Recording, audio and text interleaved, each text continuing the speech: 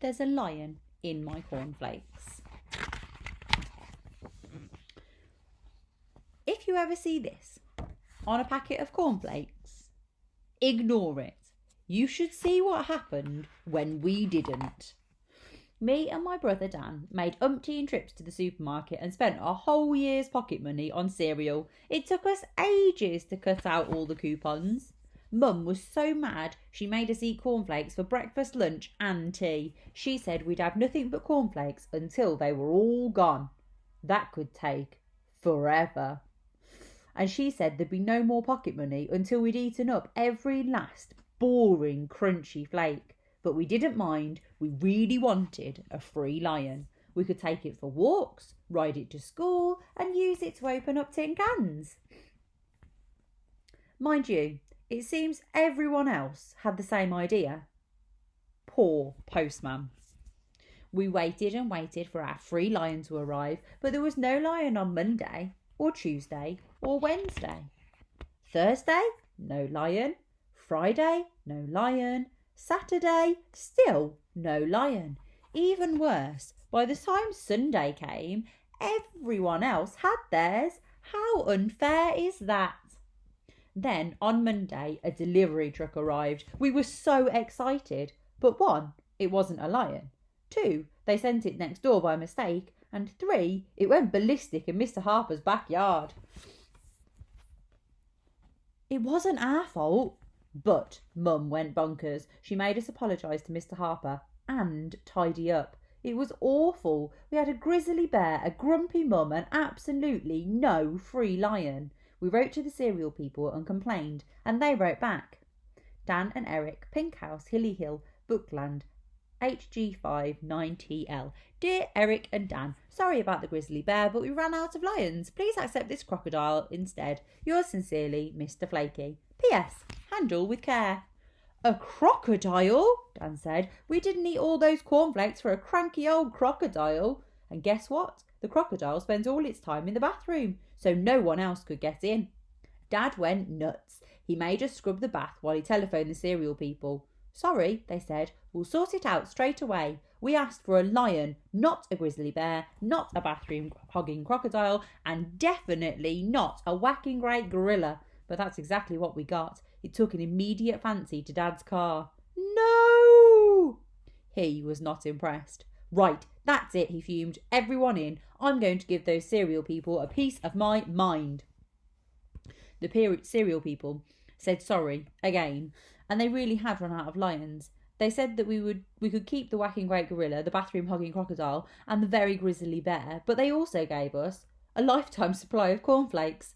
Finally, Dad was happy, but Mum wasn't, and we certainly weren't. You can't take a packet of cornflakes for a walk. Cornflakes won't get you to school in style. Can cornflakes help you open a tin of tomatoes? Not on your Nelly. But hang on a minute. A crocodile is the meanest can opening machine I've ever seen. A grizzly bear can walk for miles and miles and miles. And there can't be a better way of arriving at school than this. So don't ever bother saving up for a lion. It's not worth the trouble. And besides, everyone's got one. But a free tiger? Just imagine. Hi, so today we are going to have a look at proofreading and editing. Now, this is a skill that we will use all of the time, and we will actually use it with our extended pieces of writing, and we will go back, and what we're trying to do is to make them the best that they can be. So we might notice that we have missed some full stops. We might want to add in sentences. We might want to add description, might want to add conjunctions. We might go through and we might notice that it's all only full stops. There aren't any, there might not be any commas, or maybe there's no exclamations or question marks, and so we will want to improve our piece of writing. That's the the point of proofreading and editing. It's to make our work better. And everybody does this. So from authors, so Julia Donaldson, the lady that wrote the Smeds and the Smoos, or Giles Andre that wrote Giraffes Can't Dance, they will go through and they will sort of check for themselves. And then they also have a team of proofreaders and editors that will read their stories and make sure that they are the best that they can be before they go out on sale. So everybody at every stage of writing will have that process, but it's a good process to be able to do at least partly by yourself. So today, rather than doing it based on a big piece, which initially can be quite difficult, what we're going to do is we are going to make better some sentences. So we're going to start with a basic sentence, and then we're going to look at how we can improve them, what we can put in them, to make them the best that they can possibly be. So this then is the skill that we can apply to all of our work to make it better. In terms of the being able to proofread and go through, that is potentially a slightly different skill, but you can certainly do things along the writing process that will help you with that. So for instance, if you are trying to spell a word that you wouldn't always use, maybe you've tried to use sort of like adventurous vocabulary and you're not 100% sure on how to spell it, then what you can do is you can write it down as you think it might be. And then if you underline it and then you carry on with your writing, you keep in that creative flow. And then what that will allow you to do is it will allow you to find all of those words that you were a little bit unsure of when you come back to proofread it. So for spelling, that's a really good go-to. And also, if you can't think of like the best word, then you could write down the word that you have in your mind and you could do the same thing. You could underline it. And then when you finished your piece of writing, you could go back and you could use a thesaurus to help you find a synonym, an alternative word for that fits with the flow of your piece of writing. And then in terms of like punctuation and things like that, I have to say that the easiest way to proofread for punctuation is to do it as you go.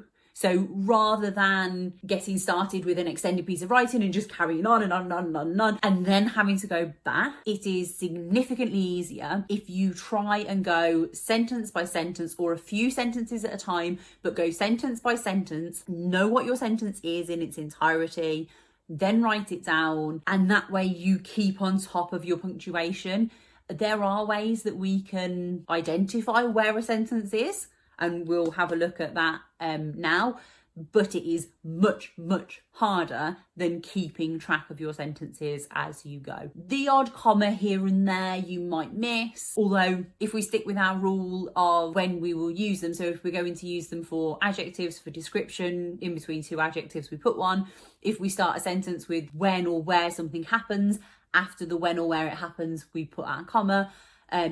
And for items in a list, then we know that if we're doing any of those three things, we can consciously choose to do them, and then we know we need a comma. At this point, we won't always get our commas right, but if we can get them right for these three things, then that's a really good start. So let's start with a really basic, boring sentence. Let's start with the dog sat. So I am going to punctuate it correctly. In actual fact, I've just written that in the middle of the board and realised that was really silly, because how am I going to make it better with nowhere to go? So I'm just going to write it again. So the dog sat. So I have remembered the capital letter, the finger spaces and the full stop, because those things are important. So when it comes to going back, if you end up in a position where you have loads of sentences and you don't have loads of full stops, what you're looking for to form a sentence is two things. You are looking for a who and a what. So this sentence here in its most basic form has a who and a what, so it needs a full stop. Now we can make this sentence significantly better. Let's start by making this sentence better by adding some adjectives before the noun. So in this case, the noun is the dog. Let's have a think about how we could describe that dog. So the yappy, I like the word yappy, the yappy fluffy dog. Yeah, cool. Because we've used yappy and fluffy, we need a comma in between them. So the yappy fluffy dog sat. There we go. There's one step. Let's just do it a step at a time.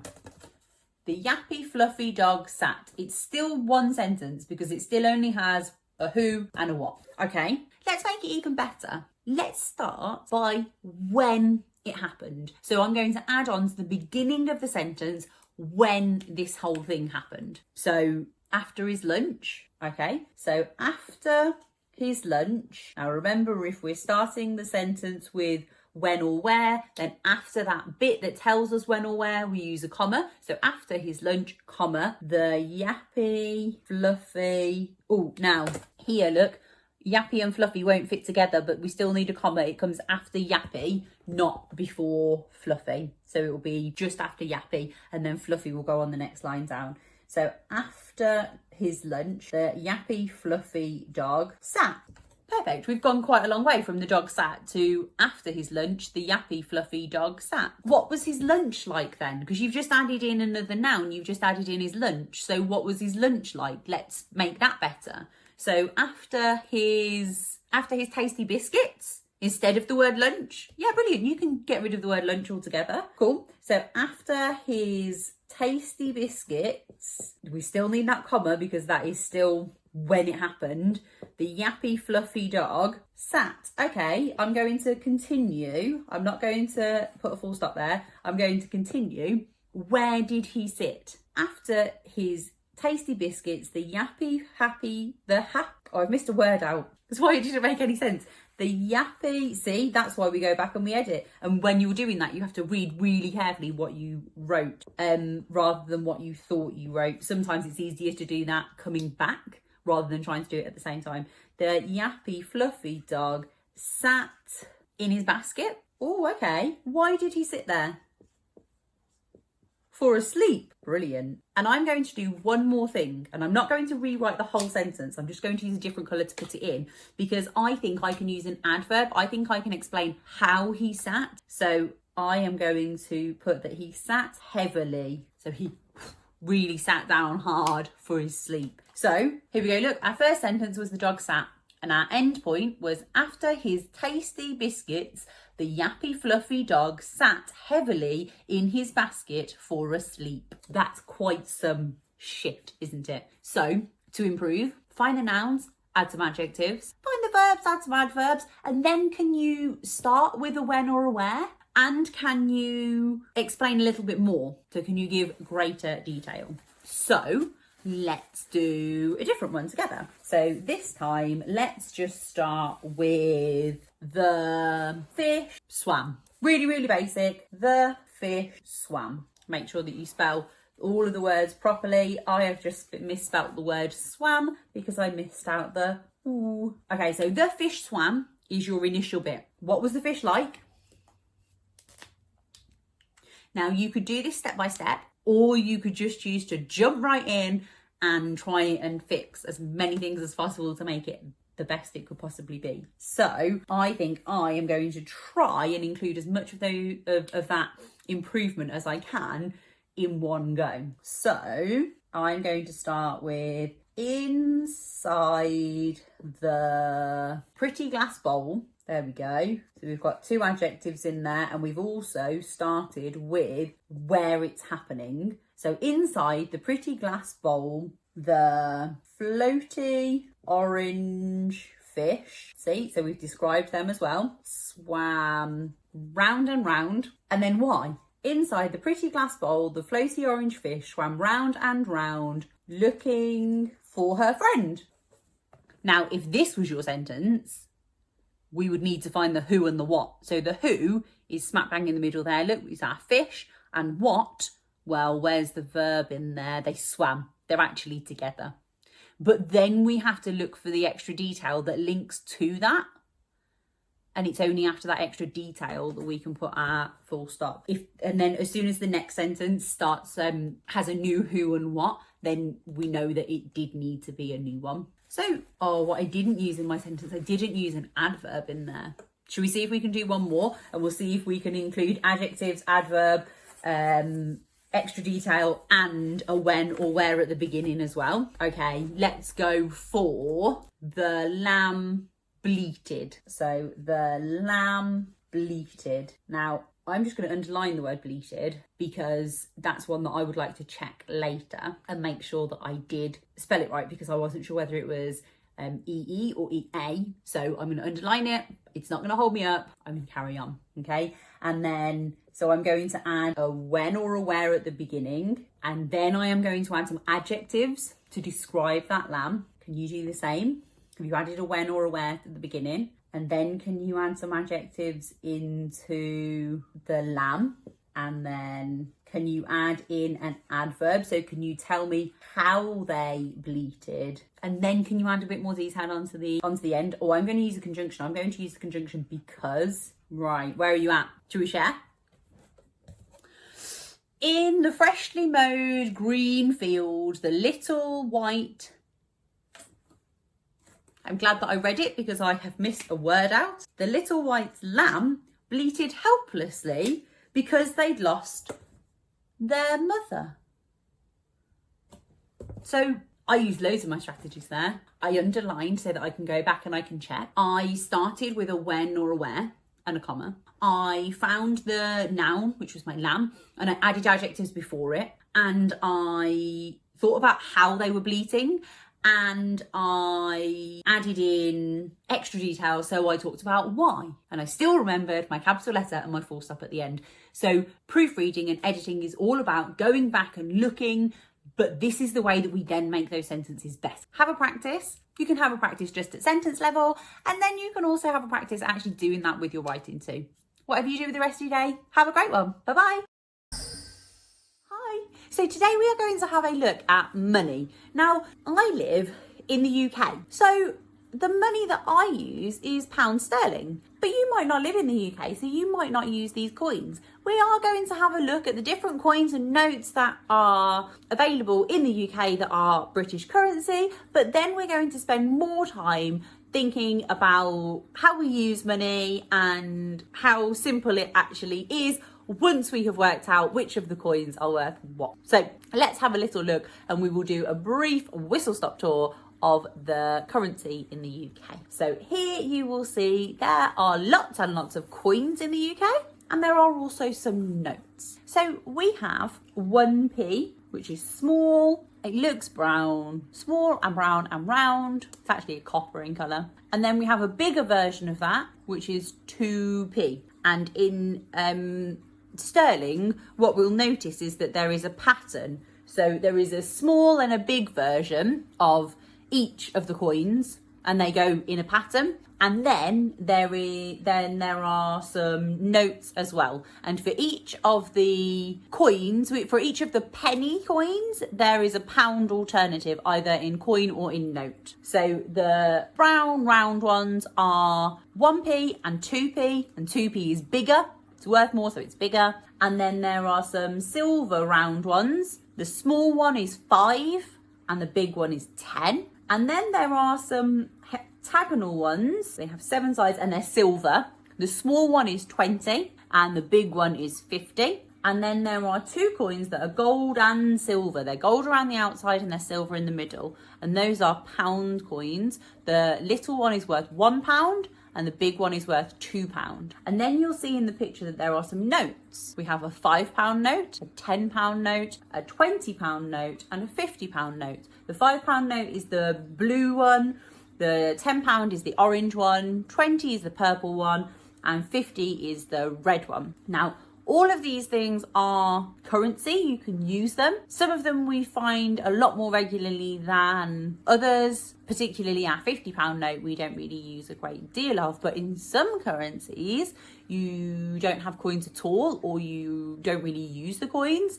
And you have much higher denomination notes as well. So you might have £100 notes, or not pounds because that doesn't exist, but you might have like in America there are definitely $100 bills. So the actual makeup of the money, the coins and the notes that you have are different, and it would take me a long time to do a video that covers all of those because there are so many in the world. But in actual fact, what we need to know is how we can go about using them. So if I look at my coins to start with, here's an example. I've got 1p, 2p, 1p. So once I've worked out how much they're worth, in actual fact, I've got 1, 2, 1. And if I want to know how much money I have altogether, I just have to do some adding. So I start here, look, 2, 3, 4. There, I have 4p. What about if I do this? 10, 11, 12. I have 12p. Okay, what about if I have this? Are you ready? Oh, hang on. It's not even big enough to write in. That's not going to help, is it? 20 and 5. I have 25p. Exactly. So it really is as simple as being able to add those numbers together. So we just have to convert the fact that it's money into what that's worth as a number. So if I have this, look, if I have, and this one is worth £1, so I have £1 and 5 pence. Now, in actual fact, I have 105 pennies because that £1 is worth 100 pennies, but I don't really need to remember that. I need to know pounds and pence or dollars and cents. So I just need to be able to do the adding. So let's have a go at doing a bit of adding together. So this time we are going to have a note and some coins. And I'm going to be mean because I think that you guys are very, very smart. So here we've got a £5 note, a £1 coin, a 10p coin, a 10p coin, and a 1p coin.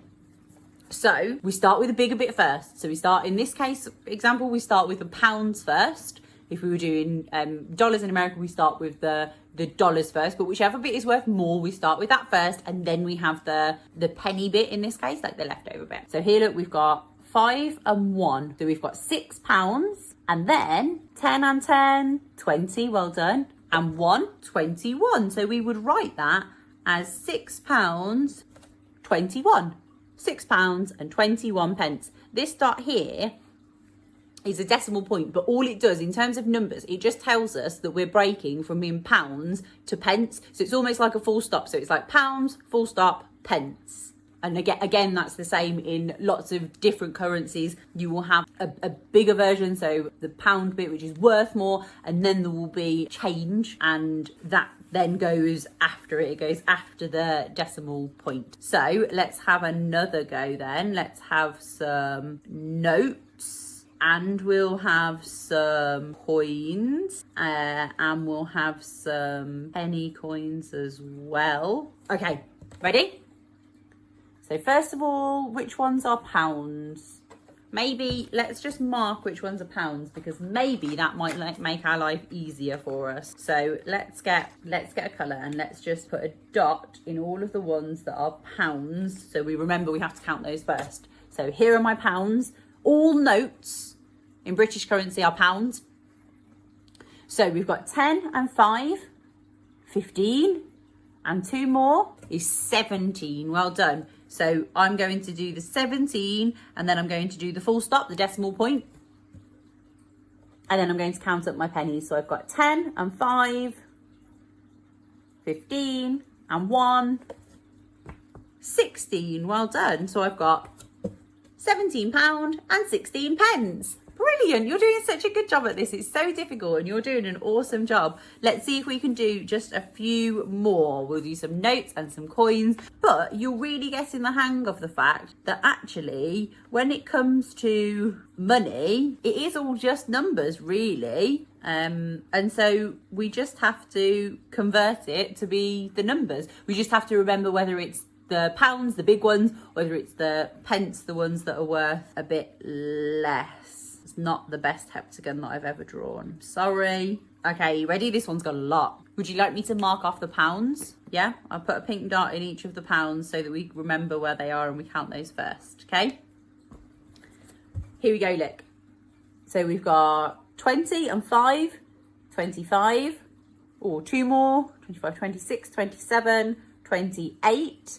So we've got £28. So I'm going to write that bit first, £28, and then I'm going to put the full stop, the decimal point, ready for the change bit, for the pennies bit.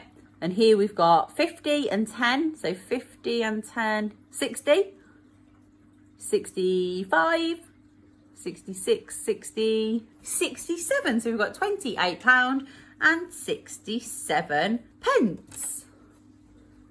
There we go, that's exactly what we've got. So once we remember that money's not super complicated and we just have to remember which coin or which note means which number, then we can just work with numbers. But sometimes if we go to the shop, we might want to buy something and we might have this note here, and what we might want to buy, I'll keep it really simple to start with. So I might have a £10 note. This is what I have to go to the shop. And what I want to buy is £7. Do I have enough money? Yes, because 10 is more than 7. So I have enough money, but in fact I have too much money. So what will happen in the shop is that I will give over my £10, which is too much, and they will give me some money back. They'll give me some change. Now, remember, everything is just numbers. So in this case, we're doing 10 take away 7 because we're working in whole pounds. So we could count on 7, 8, 9, 10. 3. The person in the shop would give me £3 back. And that's exactly the same with whatever we are working with. So I'll give you another example. So this is the money that we have that we are going to use. I'm going to do in pink, okay? And then the amount that the thing costs us, I will do in black, okay? And then I'll show you how we can go about working out what the change would be. So we've got £5 and what we want to buy costs £3.50. Now we could do a takeaway. It would be a bit of a complicated one, or we could count up, which is how I still do it as a grown-up. So from £3.50, we need to get to £5. So to start with, I'm going to get this to be round pounds because that's much easier to count in. So how many would I have to add to 50 to get to 100? Because remember, there are 100 pennies in a pound. Yeah, 50. So I need 50 to start with. And then that gets me to £4. So there's my 50, look. And that gets me to £4. And then how many pounds do I need to get from 4 to 5? Precisely. So my change would be £1.50. That's tricky, huh? Let's have another go. This time we'll take £10 into the shop, and the thing that we want is £8.80. £8.80. So first of all, how do we get from 80 to 100? 100 pennies in a pound. And it's worth remembering that that might be different, so you might need to check if you're using different currency. But how do we get from 80 to a pound? We add 20p. So I'm going to put my 20 in after my decimal point. And then if I added 80p to £8.80, which pound would I get to? Which pound comes next? Brilliant. So I already have £9 and I was aiming to have £10 that I took in. How many pounds would I need? Well done. £1.20. So if I took in this to buy this, I would get this in change. Well done. Okay, let's try just one more. So this time we are going to take in, this time we're going to take in a £20 note. We don't have anything lower. And what we want is only £4.90. So how many pennies to get from 90 to the next pound? 10, because we're aiming for 100. Well done. So I'll write that in. What is the next pound? After 4, what's the next pound? Right, it's 5. So at the minute we're at 5 and we have to get to 20. We could count in ones, but it might take us a while. Or we could count in 5s. Perfect. So 5, 10, 15, 20. That's 3 5s, isn't it? So 5, 10, 15. So there we go. So that's our pounds. In order to give the right change, we would need £15 and 10 pence. And we could do that using a £10 note and a £5 note and then a 10p coin. All you have to remember when it comes to money is that the coins and notes in any currency are basically just numbers. Generally, there's a bigger one, so in sterling, pounds and then pence. So you need to remember which one's which because one will be worth more, but they're basically they are just numbers. You can add those numbers together to find a total, and if you have to give change, then you just have to make the difference up. Start at the lower number and work up. Have a practice. Whatever you do the rest of your day, have a great one. Bye bye. Hi, so today I come to you from the bathroom. A little bit weird, but all will be revealed because we are going to learn about germs today. Now, germs are microscopic. That means that if we really wanted to see them, we would have to look through a magnifying glass, through a microscope, in order to do that. We're not going to do that today, but what we are going to do is to learn about them, why they are important, and what we can do to help keep ourselves as safe as possible. Because germs aren't the best thing in the world. So germs are teeny tiny microscopic little organisms. They are alive and we find them on our hands and on surfaces, and they can make us poorly. We're going to use a couple of different things to demonstrate germs today, because I'm sure that my hands are full of them, but even if I hold them up really close, you won't see any of the germs. So for today, we are going to use glitter to represent those germs. Now, if you had some glitter, you could use them, you would use it to do this experiment, but make sure you talk to a grown-up about it first, because it can be a little bit messy. Now, the one thing that I could do is I could get the glitter in my hands and I can rub it around my hands, and because it's glitter, it sort of sticks to everything. And then if I were to leave it for a little while, and I've seen this done with paint before as well, but that's obviously really messy, then what would happen is I might scratch or rub my nose or touch a door handle or a tap or the mirror or a toothbrush, and all of that glitter would be transferred. I've got a blue nose now. All of that glitter would be transferred and we would end up with glitter everywhere. It would be a big old mess. But what that means is that when we have germs on our hands, those germs can really easily be transferred to other places and surfaces, and if we have germs on our fingers and then we eat, then those germs can be digested, they can be ingested. Digested means that our bodies won't eat them up, but they can end up being ingested, they can end up into our bodies, and we know that those germs aren't good for us. Those germs are going to make us poorly, in the same way that if we were to touch our noses or our ears or our eyes, then actually if we had some sort of infection or we had some bad germs in one of those places, then that might equally spread. So how can we stop the spread of germs to keep ourselves happy and healthy? Well, we need to make sure that those germs aren't on our hands. If they're not on our hands, then they can't be on the other surfaces or stuck to our nose like the glitter was. And I have a little experiment to show you, which will hopefully help us a little bit with that. So I'm going to fill up the sink with some water.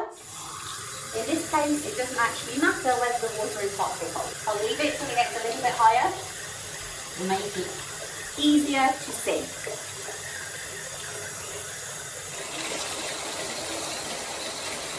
And what I am going to do is I am going to use the glitter on the top of the water. And remember, in all of the experiments that we do today, glitter is not a good thing. Glitter is germs. So there's our glitter, our germs on the surface of the water.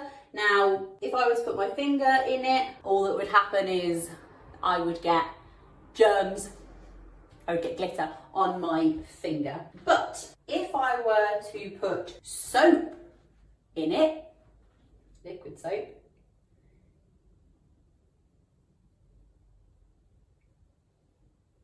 then the glitter will go away from it. It no longer sticks and it goes away from it. So if I put my hand in the water, and you can see, I think you can see, let me soap up my finger. Let me get my finger all soapy, and then can you see that in the middle here, there is a big old circle that is forming, and all of that glitter is not on my finger. What's happened is that the soap repels the glitter, and so here in the middle you can see that there is a hole where there isn't any glitter, so there isn't any germs. And if we think about what that means for us in terms of how we can get rid of the germs on our hands, then the best way to do that is to wash our hands using soap. So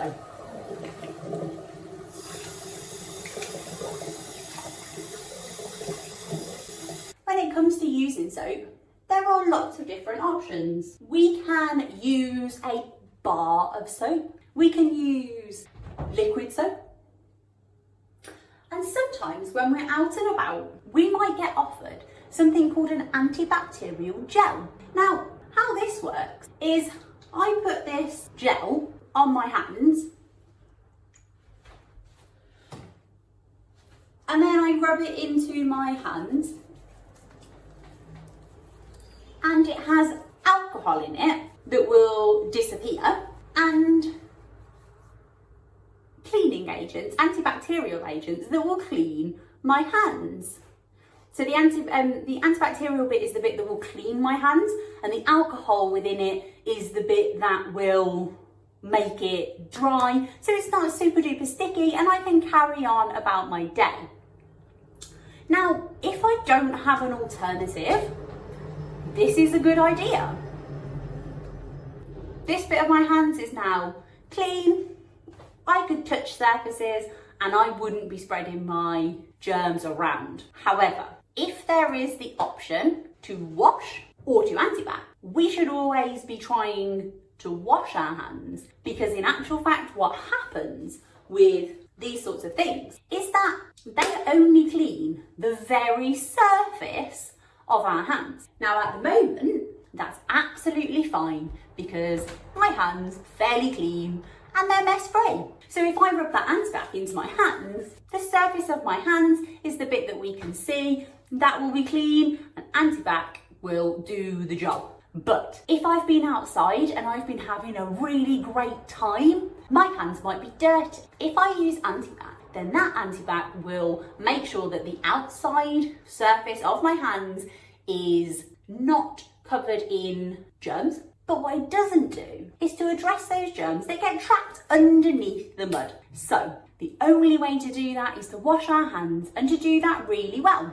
So let's have a little look at how we would do that. Whether we're using liquid soap or a bar of soap, it's important that we get our hands wet first. From there, we need our soap, and then we're going to make sure that we get in between our fingers,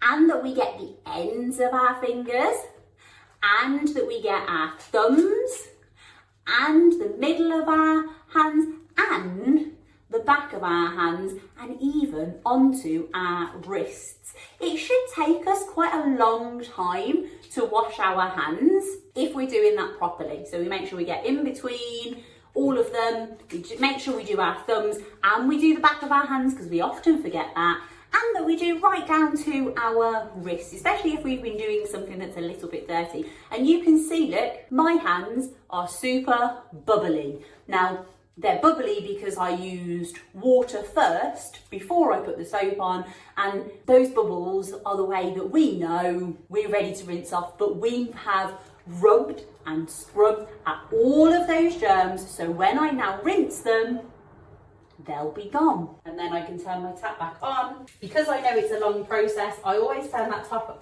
off in between, because I'm not trying to waste water. The water's precious, so if I can save a little bit of it, then I will try to. And then I will make sure that my hands are completely bubble free, and then I will dry them. Now, sometimes when you're out and about, there might be a hand dryer to dry them, or there might be paper towels. In my own home, I have a towel to dry them, and in my own home, I know that towel is clean, so that's fine. I'm not reintroducing new germs. If you're in a public space and there's been lots of other people using it, if there's another option, you might want to consider that. The reason that a hand dryer is a good thing is because nobody else has touched it.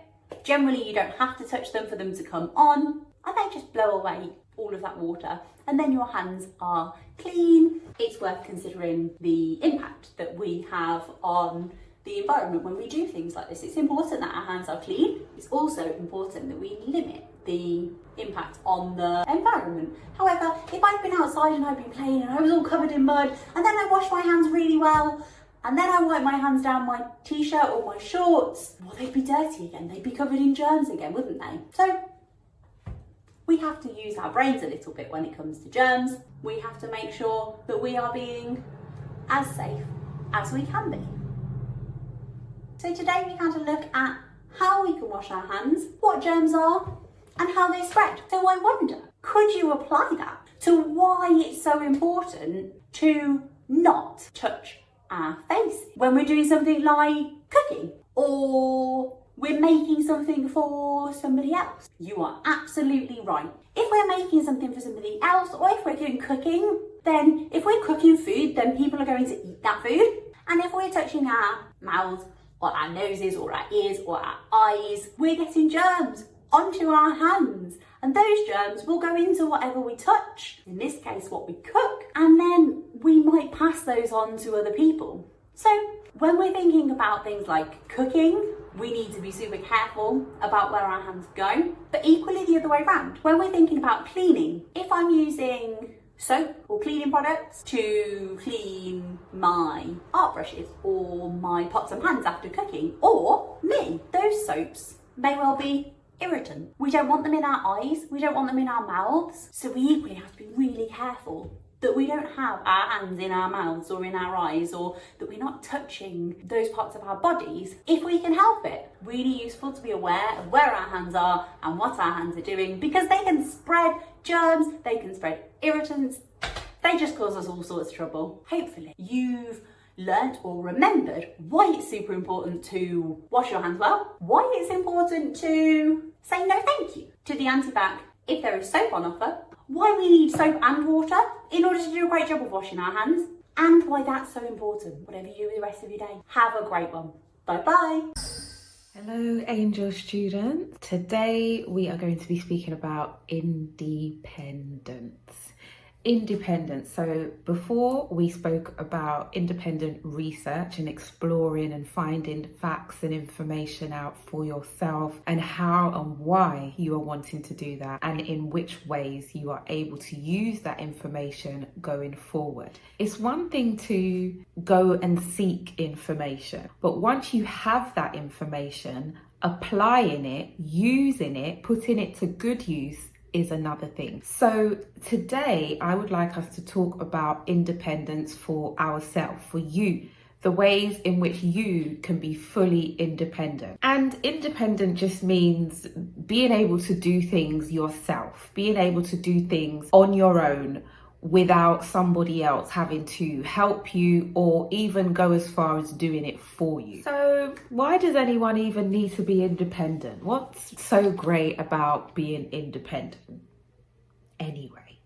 Well, independence, first of all, helps you to learn new things. So if there's something that you want to know, you want to learn, you want to be good at or have a better understanding of, being independent means you will go and seek out that information or get that advice from other people that might know, or another source of where you can get that information. It could be books, it could be the internet, it could be social media, wherever you're going to get your information from, so that you can learn new things. Another thing, independence builds confidence in your abilities. So it lets you know that anything that you decide you want to do, you have the confidence to do so because you have the independence to learn how to do that. And that builds a relationship of trust between you and you. By being independent, you make your own decisions. So when you've made a decision and you've decided you want to do something, and you've decided how you want to do it, and you've decided what your reasons are for doing it, you get to make those decisions. And on the back of that, it teaches you responsibility, because once you make a decision, you are then responsible for carrying out that decision. Independence teaches responsibility. And another thing we love about independence is that it prepares you for your future. So let's go into all of those things just a little bit more. What are some ways you can be independent right now, today, immediately? Some immediate things that you can do to be independent. You could spread your own bed.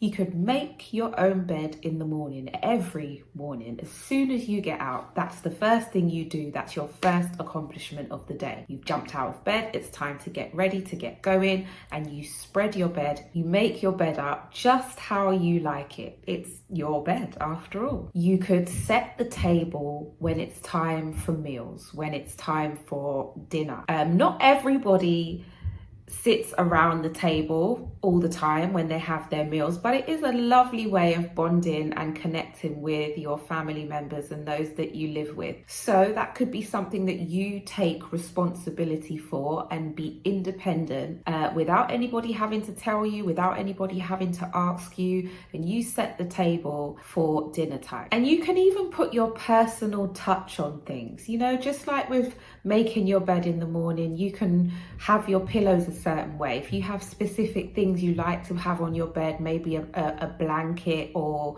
a sentimental toy or whatever, you can have it exactly how you would like to see it. Just the same with setting the table. If you have any specific glasses or cups or serviettes, tissue that you like to use, you can use those. You can decorate it in any way that you want. How about packing your own bag? If you're going out for the day or going away for a night or a weekend or any instance, any time that you need a bag for any reason, pack it yourself. Do it yourself. Put the things in there that you know you're going to want, you're going to use, you would like to have with you, and have that responsibility for your own bag that you have packed it yourself. Clean up after yourself. When you use the bathroom, leave it clean. When you make something like maybe a small snack or something in the kitchen, put everything back where you got them from. When you finish having your meal or your snack or whatever, if there's something that needs to be cleaned, clean it and put it away. Always clean up after yourself. That is one of the main requirements of independence, just being able to take care of your physical self. When you get to a certain age, no one brushes your teeth for you anymore. Nobody puts you in the bath. So in the same way that you have responsibility for looking after yourself in those ways, you can also do that in so many other ways in the home, and ways that you can begin today. And the last one on this list for immediate things you can start to be independent is make snacks or small meals, not just for yourself, but for other loved ones as well. It doesn't have to be anything complicated. It doesn't have to be anything that, again, you will need help with. The whole point of being independent and practicing things independently is so that you don't need anybody's help. It's so that you can do things yourself, your way, and learn as you go along, because that's what, again, builds trust, confidence in your abilities, and helps you to be more responsible with everything that you do. So I'd like you to have a think about some of the things that you know you are already completely independent with. You might even like to make a list of the things that you are completely independent with, and some of the things that you could start to gain independence in. So we've spoken about some of the things that you could do around the house, such as make your bed, and how about changing your sheets? So that could be the next step to you gaining independence in another area, but to do with making your bed, if you understand. So instead of just making your bed in the morning, every week you would take your sheets off, your pillowcase, you would take them all off, put them in the washing machine, and there goes another way of being independent. If you don't already know how to use the washing machine, you could learn, and you could be independent in taking care of all of your bed, in the sense that You will make your bed, you will take off your sheets when they need cleaning, you will wash your sheets when they need cleaning. Once they have washed, you can hang them out to dry and then replace your sheets with nice new fresh ones. There are many ways that we can practice independence, especially just in the home. There are so many different things. You'll see a few things popping up there as well of how you can remain independent, and all that does, remember, is prepares you for your future. And remember, the great thing about independence is that it prepares you for the future. Now, even though independence is all about things that you can do for yourself, by yourself, without necessarily needing anybody's help, you can always ask for help. So if there's something that you don't know and you are learning, such as the example of using a washing machine, you will need to know how to do that. So you will have to ask what the instructions are to be able to use the washing machine successfully. So if there's ever anything that you're not really sure of, always ask. Remember, we have also spoken about the importance of asking questions. If we don't ask questions, we don't get answers. So always ask if there is anything that you are unsure of, or if there is anything new that you simply don't know where to begin. And as you begin to explore different ways of independence and the different things that you can do and the different ways in which you can do them, pay attention as well to how things make you feel. For example, when you have spread your bed, perhaps you might go out for a while and come back and see your bed nicely spread, and it puts a smile on your face. It makes you feel nice within. It makes you feel good. Also, getting into bed, your bed's nicely laid out and you get to go in that. So pay attention to how you feel. The more that you build these skills, the more that you learn, the more that you prepare, the more responsibility that you take on through this journey of independence, because you will start to feel really confident in your ability. And the more you feel confident in your abilities, the more you will want to do. And it will just become a beautiful cycle of you learning new things, becoming more independent, becoming more confident with asking questions about the things that you're not so sure about, but you would like to be sure about, and doing them enough time that it just becomes automatic and part of your day, part of your routine, part of who you are and how you do things. And the more that you do those things will set you up for becoming independent in all kinds of ways that will take you outside the comforts of your home perhaps, and you will learn even bigger and better skills of independence. Most importantly, Angel students, I want you to remember that doing things independently isn't just about doing things on your own. It's not just about not having anybody there to help you. In fact, it's quite the opposite. Being independent means that you could be one of those people that you would ask questions when you are unsure of things. One day you will be the person that somebody will be able to ask for help from because you have learned how to do something.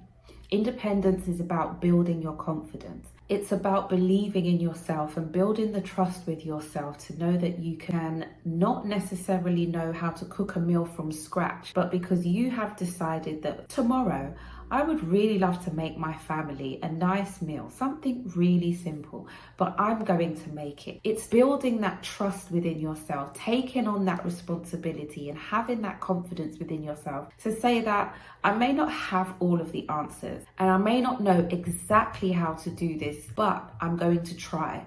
I'm going to give it my all. I'm going to give it my best shot. All you can do is your best. And as long as you know that you have done your best, you are doing your best, there's nothing else that you can do. And whenever we do our best, what we put out there, we usually get back and get rewarded for. So as you continue this journey towards independence, remember to believe in yourself every step of the way, in knowing that as you gain more and more independent, you are strengthening that brain muscle, which we have spoken about many a time before. And as you continue going and you tick off your list of all the things that you wanted to be able to accomplish being independent at, you would have possibly come a very long way in a short space of time.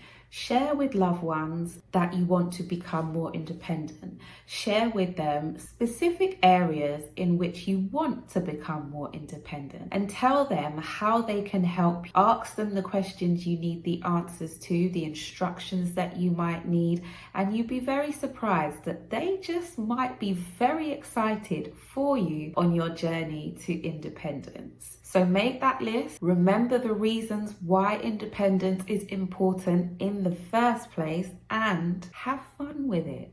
Goodbye, Angel students. Hello. Let's do 3 breathing exercises first before we do start the training. Inhale, hands up. And exhale, relax your shoulders, elbow, hands push all the way down. 2 more times. Breathing in, collecting good energy into your body. Breathing out, release the tension from your body. Last one.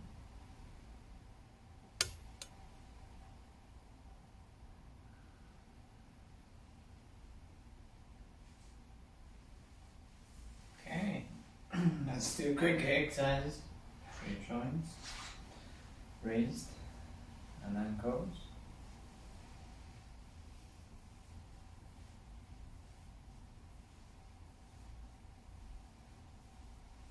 Change.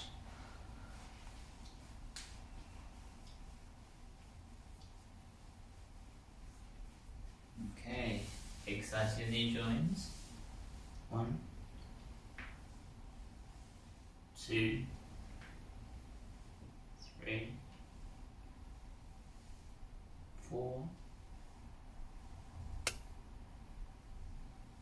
5. Relax your hips. 1, 2, 3, 4, 5. Change. 1, 2, 3, 4, 5. Keep your elbow up. Hands reach out far as you can. 1, 2, 3, 4, 5. Change. 1, 2, 3, 4, 5, 6. For your elbow look back. 1, 2, 3, 4, 5, 6. Relax your shoulders. 1, 2, 4, 5, 6, 7. 10. Change. 1, 2, 3, 4, 5, 6, 7, 8, 9, 10. Okay, shoulders down, heads up, neck. 1, slowly. 2, change. 1, 2, rolling your shoulders, full circle. 1, 2, 3, change. 1, 2, 3, relax your back. 10 times. 1, 3, 4, 5, 6, 7, 8, 9, 10. Okay, let's do marble stretch. 3.5 foot line. 10 times. Breathing in, breathing out. 1, breathing in, breathing out. 2, 3, 4, 5, 6, 7,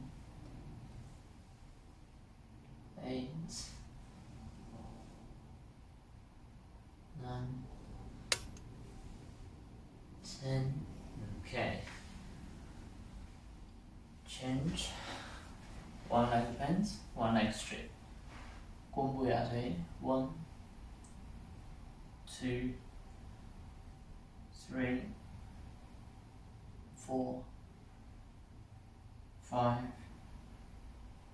6, 7, 8, 9, 10, change. Front leg bent, back leg straight. 1,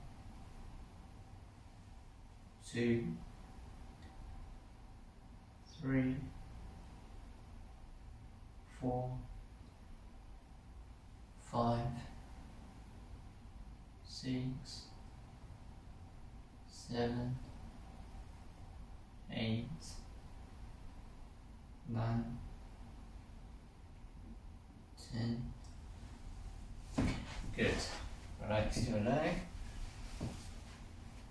Let's do one more stretch. Then we're going to practice the routine. Changyate, slightly bend your knees. 1 foot forward. Then forward from your hips. 1. When you feel your hamstring hurt, that's good. Yeah. 1 leg in front, 1 leg back. 2, 3,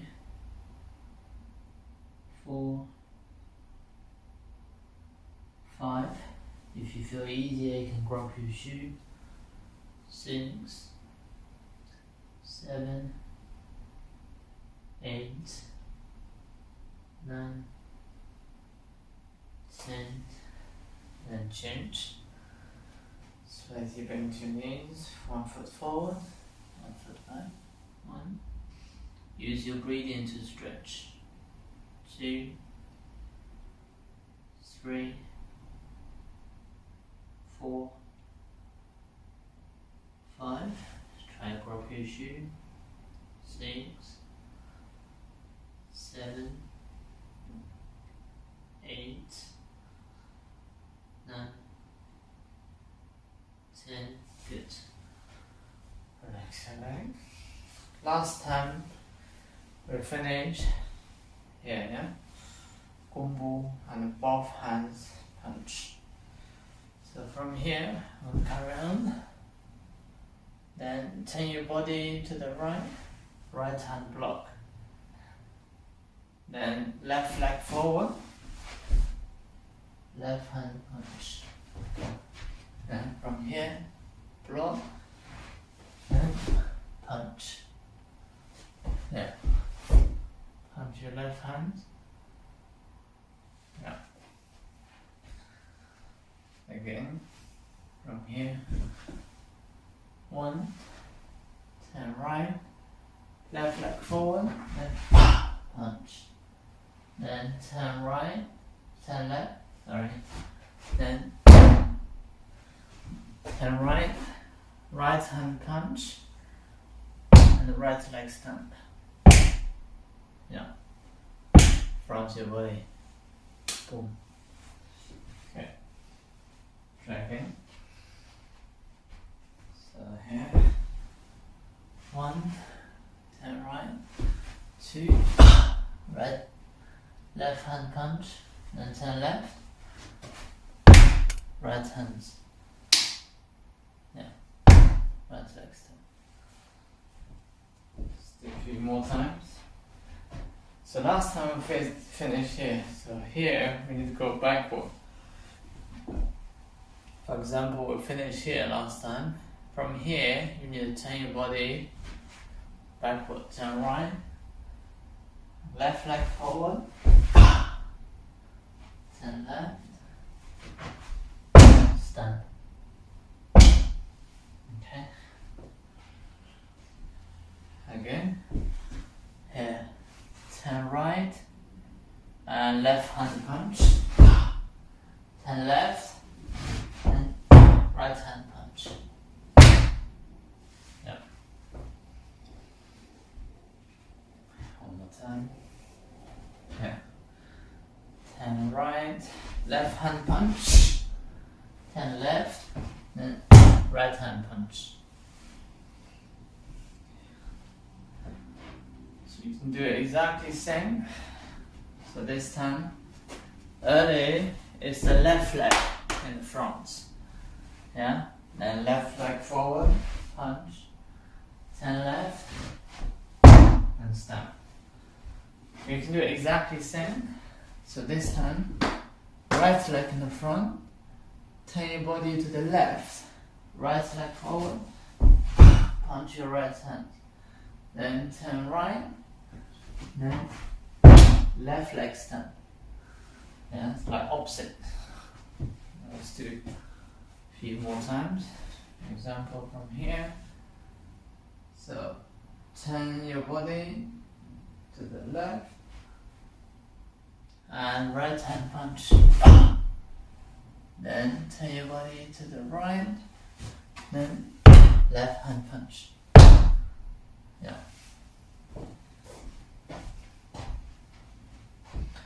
One more time. Combo. Yeah, both hand punch. One. Block. Step forward. Turn your body to the left and punch. Turn your body to the right and stamp. Okay. One more time. One, turn left, then right hand punch, then turn right, then left hand punch. Yeah. So when you punch, you do the stamp same time. Okay. Let's try one more time, but this time we're gonna try from the beginning, yeah? Just slowly walking through the movement. Inhale, hands up. And exhale. Clench your face. Elbow strike. 1. Marble. Block. And punch. 2. Right hand strike. Kick. Right elbow block. And left hand punch. Step back. And right hand block. Stand up. Kick your right leg again. Right hand block. Punch your left hand. Then step forward. Upcut. Then marble. Then punch. And from here, turn your body to the right. Left leg forward. Then punch your left hand. And turn your body to the left. And the right hand punch. Okay? Walking through one more time. Inhale, hands up. And exhale. Clench your fist. 1. Marble block. Then punch. 2. 3. 4. Elbow. Punch. Block. Stand up. Kick. Block. Punch. Then upcut. Then bend your knees. Punch. Turn right. Turn left. Right leg stamp. Let's try one more time. Walking through. But this time, I'm going to face different direction. Inhale, hands up. And exhale. Clench your fist. Look. 1. Block. Then punch. 2. Kick. Block. Left tail block. Then right hand punch. Then left hand block. And kick your left leg. Left hand block. Then punch right hand and stamp. Then from here, your right leg forward, marble, punch it in, punch. Yeah, both hands. Both hand punch. From here, turn your body to the left. Right leg forward. Then punch your right hand. Turn your body to the right. Then from here, turn right and left leg stamp. Okay. Feet together. Inhale, hands up. And exhale, relax your whole body. And let's finish here today.